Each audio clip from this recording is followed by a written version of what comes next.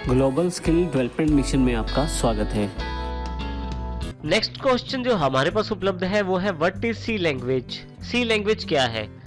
सी language एक language का नाम है जिसमें सी लैंग्वेज एक प्रोग्रामिंग लैंग्वेज को रिप्रेजेंट करती है जिसको डिजाइन और रिटर्न किया गया है डेनिस रिची के द्वारा और ये 1972 में किया गया।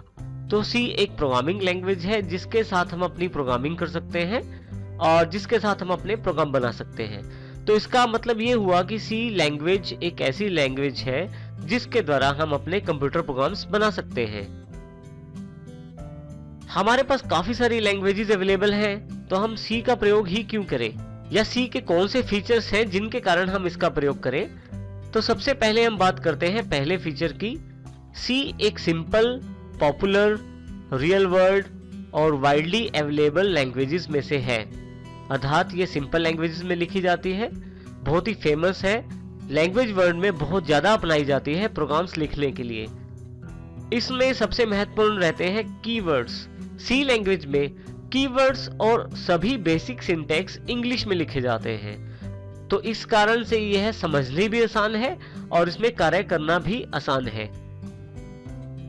यहाँ पे यह ध्यान देना जरूरी है कि कीवर्ड्स जो होते हैं हमारे, वो पहले से प्री डिफाइंड वर्ड्स होते हैं किसी भी लैंग्वेज के अंतर्गत। इसका अर्थ ये हुआ कि सी लैंग्वेज में काम करना और उसको समझना बड़ा आसान है क्योंकि इसके सभी सिंटैक्स जो हैं वो बेसिक इंग्लिश में ही लिखे जाते हैं। हमारे पास यहाँ एक प्रोग्राम का उदाहरण है जो हेलो फ्रेंड्स प्रिंट करवाता है। यदि हम इसे देखें तो हमारे पास जो लिखा गया है वो साधारण इंग्लिश में है, वॉइड मेन, उसके पश्चात प्रिंट एफ, हेलो फ्रेंड्स, ये सब जो वर्ड्स लिखे गए हैं ये साधारण इंग्लिश में हैं और इनको आसानी से टाइप किया जा सकता है और इन्हें समझा जा सकता है। सी को प्रयोग करने का दूसरा सबसे मुख्य कारण उसकी मॉड्यूलर अप्रोच का होना है। मॉड्यूलर अप्रोच का अर्थ है कि इसमें एक बहुत बड़े प्रोग्राम को छोटे छोटे भागों में बांट दिया जाता है और उसके पश्चात इन सभी छोटे छोटे भागों को इकट्ठा करके फिर से एक बड़ा प्रोग्राम बना दिया जाता है। तो इसका अर्थ ये हुआ कि सी लैंग्वेज जो है हमारी मॉड्यूलर अप्रोच को फॉलो करती है। उदाहरण यहाँ पे उपलब्ध है, कैलकुलेटर एक प्रोग्राम हमने बनाना है। इसके लिए हमने सम, माइनस, मल्टीप्लाई, डिवाइड और स्क्वायर रूट, ये हमने जो छोटे छोटे पार्ट्स डिवाइड किए हैं ये मॉड्यूल्स हैं जो एक बड़े प्रोग्राम जिसका नाम कैलकुलेटर है उसको बनाने में मदद करते हैं। तो इस प्रकार से इन्हें छोटे छोटे मॉड्यूल्स में विभाजित करना और फिर से उन्हें इकट्ठा करना और फिर से एक बड़े प्रोग्राम का रूप देना, ये एक मॉड्यूलर अप्रोच कहलाती है। यहाँ ये ध्यान देना है कि जब छोटे छोटे भागों में बांटते हैं किसी प्रोग्राम को तो उन छोटे छोटे भागों को, मॉड्यूल्स को हम फंक्शंस कहते हैं। ये सभी फंक्शंस मिलके एक बड़े प्रोग्राम को बनाते हैं और कार्य करने में मदद करते हैं। सी का नेक्स्ट जो सबसे बड़ा फीचर है वो है केस सेंसिटिव होना। सी लैंग्वेज में काम करते हुए ये ध्यान रखिए कि सी लैंग्वेज जो होती है वो केस सेंसिटिव होती है, अर्थात छोटे और बड़े अक्षरों में भेद होता है। जैसे उदाहरण के तौर पे छोटा ए जो है वो बड़े ए से अलग माना जाता है और इस प्रकार हम अपनी प्रोग्रामिंग करते समय केस सेंसिटिव जो एक बहुत इंपॉर्टेंट फीचर है सी लैंग्वेज की, इसका ध्यान रखेंगे।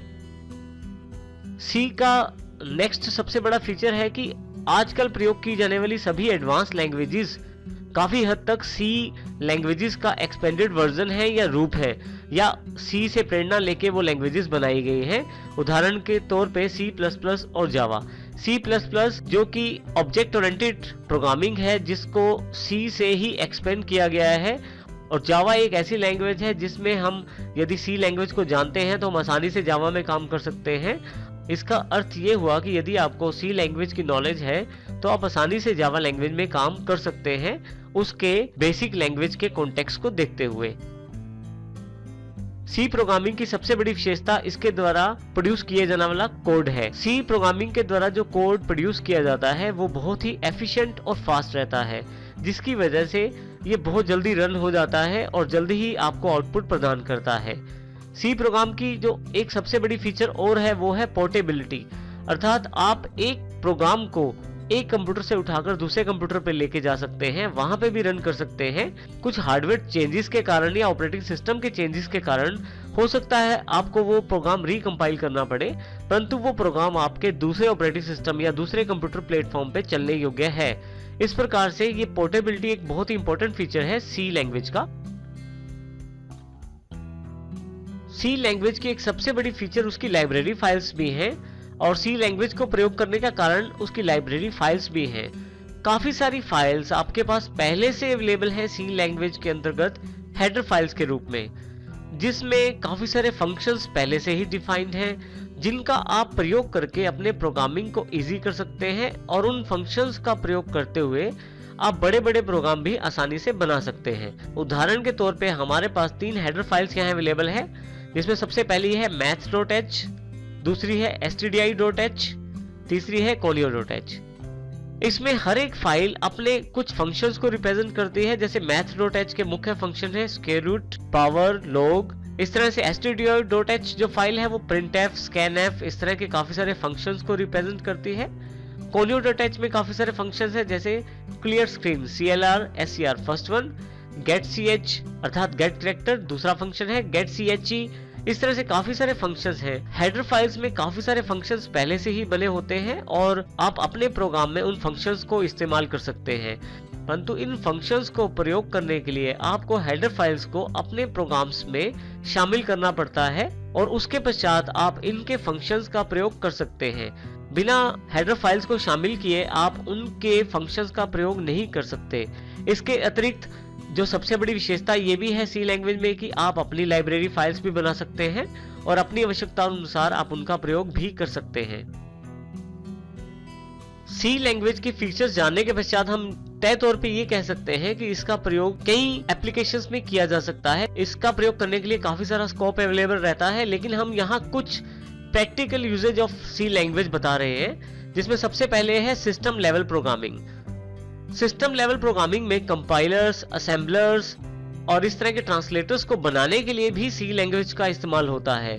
और इसी तरह से काफी सारे ऑपरेटिंग सिस्टम जिसमें यूनिक्स, लाइनक्स, विंडोज के काफी सारे प्रोग्राम्स भी सी लैंग्वेज के अंतर्गत लिखे जाते हैं। तो इसका अर्थ ये हुआ कि सी लैंग्वेज बहुत इंपॉर्टेंट हो जाती है सिस्टम लेवल प्रोग्रामिंग के लिए।